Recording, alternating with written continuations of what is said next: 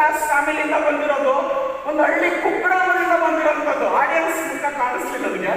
Okay, so light ಹಾಕಿ. Okay, ನಾನು ಕುಗ್ರಾಮದಿಂದ ಬಂದಿರೋದು. ಇವತ್ತು ನಾನು ಒಂದು ಸೆಲೆಬ್ರಿಟಿ ಲೈಫ್ ನ ಲೀಡ್ ಮಾಡ್ತಾ ಇದ್ದೀನಿ ಅಂದ್ರೆ there was a two incident in my life. So ಒಂದು ಸಾರಿ ನಮ್ಮ ಅಮ್ಮನಿಗೆ ಆಪರೇಷನ್ಗೆ ಕೇವಲ 5,000 ರೂಪಾಯಿ ಬೇಕಾಗಿತ್ತು.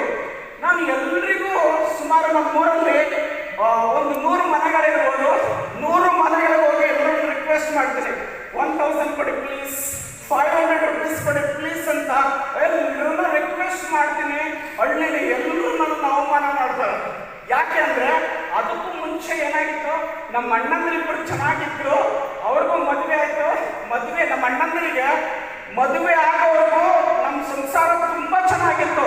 ನಮ್ಮ ಅಣ್ಣಂದಿರನ್ನ ರಾಮ ಲಕ್ಷ್ಮಣ ಅಂತ ಹೇಳ್ತಾ ಇದ್ರು. ನನ್ನನ್ನು ಅವರು ಮಗನ ತರ ಬಳಸ್ತಾ ಇದ್ರು. ನಮ್ಮ ಅಣ್ಣಂದ್ರು ನನ್ನನ್ನ ಆ ತರ ಚೆನ್ನಾಗಿ ನೋಡ್ತಾ ಇದ್ರು.